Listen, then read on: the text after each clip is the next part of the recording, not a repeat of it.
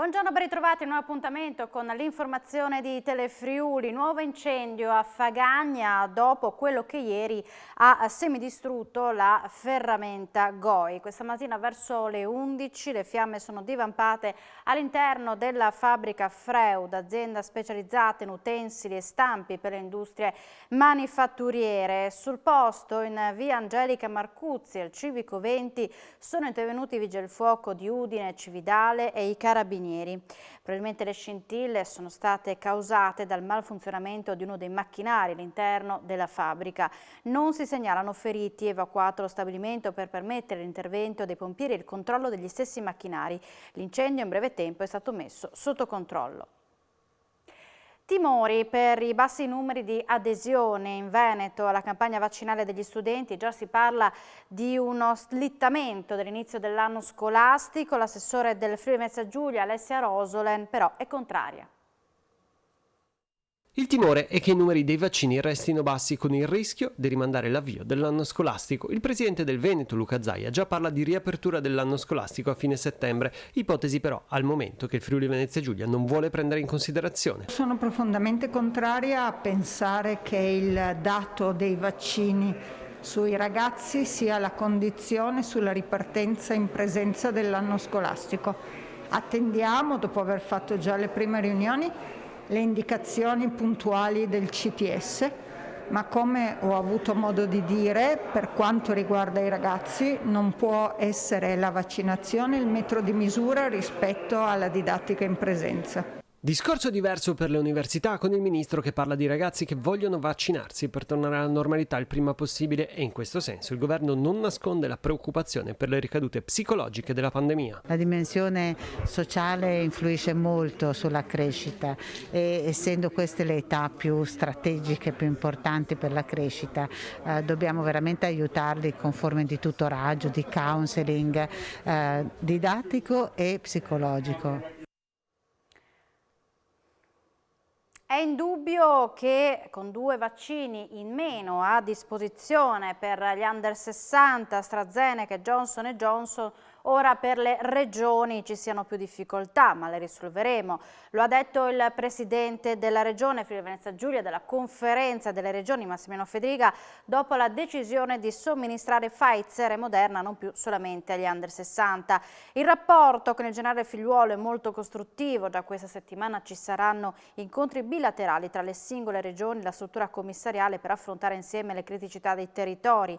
Fedriga poi è tornato anche sulla necessità di convincere gli indecisi. La fascia dei Novax è molto ristretta, dice, più estesa però la fascia di quelli che hanno paura. Sarà fondamentale nel convincerli il ruolo dei medici di base. Non bisogna obbligare le persone a vaccinarsi, ma bisogna spiegarne l'utilità, ha concluso il presidente Fedriga.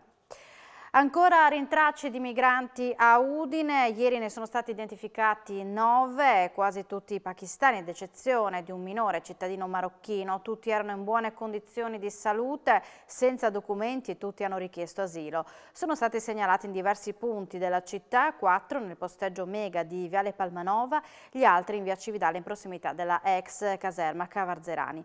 E qui che sono stati accolti, avviate a triage, quarantena fiduciaria perché provenienti da paesi a rischio. Il minore è stato affidato a una struttura di Udine per under 18 non accompagnati. A rintracciarli sono stati i carabinieri di Udine e Campoformido. È entrato in Italia dal valico di Tarvisio e ha attraversato tutto il Friuli con a bordo oltre 31.000 litri di benzina spacciata per solvente, ma l'auto articolato partito dall'Austria è stato fermato dalla Guardia di Finanza di Treviso allo svincolo autostradale di Preganziol. L'autista, un conducente polacco, ha detto che doveva dirigersi in Spagna senza però mostrare alcun documento sulla merce, che è stata sequestrata mentre l'uomo è stato denunciato per contrabbando. La benzina sarebbe finita nel mercato nero, consentendo di evadere oltre 20.000 euro di accise. Una barca del valore di 2.000 euro è stata rubata dal porticciolo di Pescarolo a Precenicco sul fiume Stella. A denunciare l'accaduto è stato il proprietario, che si è rivolto alla stazione dei carabinieri di Palazzolo dello Stella, furti anche Lignano. In 2 case per vacanze sono stati sottratti denaro contante e monili nella zona di Pineta per alcune centinaia di euro. Topi d'appartamento in azione anche a Sedegliano in assenza dei proprietari. Dopo aver forzato un infisso, i ladri sono entrati in un'abitazione e hanno rubato monili in oro e denaro in contanti per diverse migliaia di euro. Sarà l'azienda friulana Cimolai a realizzare la struttura metallica di una passerella ciclopedonale in Lussemburgo, una commessa da oltre 8 milioni di euro sui 25 totali dell'opera. Il completamento dell'infrastruttura è previsto per settembre 2022.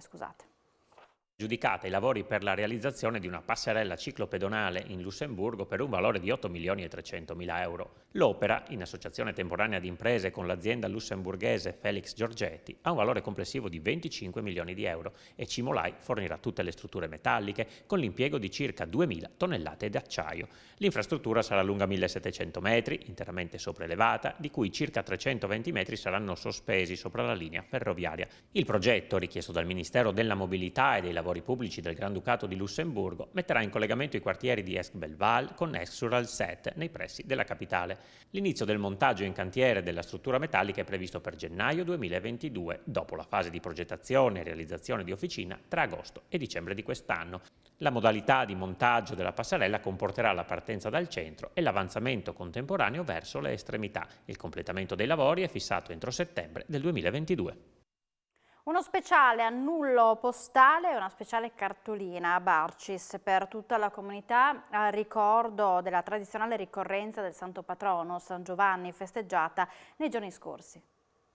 Evento particolare quest'anno per la festa del patrono di Barcis, San Giovanni, festeggiato non solamente con il tradizionale mazzetto delle erbe medicamentose, ma anche con una speciale cartolina. Quest'anno è stata realizzata appunto una cartolina da collezione con annullo postale e timbro dedicato realizzato appunto dalle poste con francobollo con l'effigie appunto di San Giovanni. Diciamo che questa idea è nata nell'ambito di quel progetto di attenzione che hanno le poste italiane nei confronti dei piccoli comuni, è stato appunto svolto e tenuto in collaborazione con Poste Italiane il 24 di giugno. Le cartoline verranno distribuite alle famiglie del paese e poi si sta valutando appunto come amministrazione se lasciarle a disposizione delle varie attività commerciali del paese affinché le pongano a disposizione dei turisti e le eventuali offerte verranno devolute in beneficenza. Il sindaco di Vivaro ha visitato nei giorni scorsi le aree residenziali di Milano 2 e Milano 3, compendi che vuole prendere da modello insieme al suo esecutivo per riconvertire l'ex caserma De Michela, oggi in totale stato di abbandono. Il sindaco di Vivaro ha visitato il compendio residenziale di Milano 2 e Milano 3 nei giorni scorsi, quali modelli cui ispirarsi per la riconversione della ex caserma De Michiel di Vivaro, sito dello Stato attualmente abbandonato e che il comune vorrebbe riconvertire. Mi trovo a Milano 2, un compendio residenziale posto vicino a Milano, realizzato negli anni 70-80. Un esempio cui il comune di Vivaro si ispirerà per gli studi di fattibilità tecnici e economici che verranno fatti, spero molto presto, per valutare, diciamo così, le possibilità di intervento che riguardano il sito di proprietà del Ministero della Difesa, ex caserma De Michiel.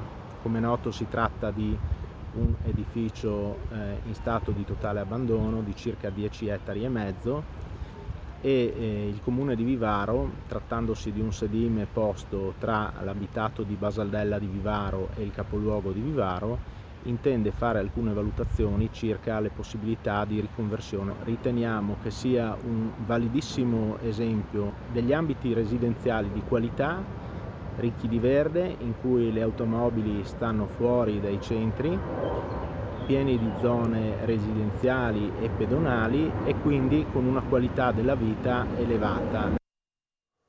Susanna Cardinali è la nuova presidente dell'Associazione Alzheimer di Udine. Subentra a Mariangela Benedetti Esente, che ha guidato l'associazione per molti anni. La nuova presidente ha ribadito il massimo impegno a proseguire nello sviluppo dei progetti che l'Associazione Alzheimer sta attuando nel creare una più attiva rete di comunicazione e di approccio all'utenza. Tra queste è prevista l'organizzazione di un convegno in occasione della Giornata Mondiale dell'Alzheimer il 21 settembre. Musica insieme, vetrina cameristica promossa dal Centro Iniziative Culturali di Pordenone, ripartita con un ciclo di 4 incontri domenicali nella suggestiva cornice dell'ex convento di San Francesco. Dopo lo stop forzato a causa della pandemia è ripartito il Festival Musica Insieme, 44esima edizione della vetrina cameristica promossa dal Centro Iniziative Culturali di Pordenone a cura dei maestri Franco Calabretto ed Eddie Denadai. Con grande soddisfazione riprendiamo l'edizione di Musica Insieme che purtroppo non abbiamo potuto tenere nel mese di febbraio. Ma bene, perché in questa nuova veste, in questa nuova cornice del convento di San Francesco assume una connotazione di novità. 4 gli appuntamenti domenicali a luglio che mettono in vetrina i migliori giovani dei conservatori. Il primo appuntamento è stato con il duo formato dalla flautista pordenonese Chiara Boschian-Cook e dal chitarrista messicano Eduardo Cervera.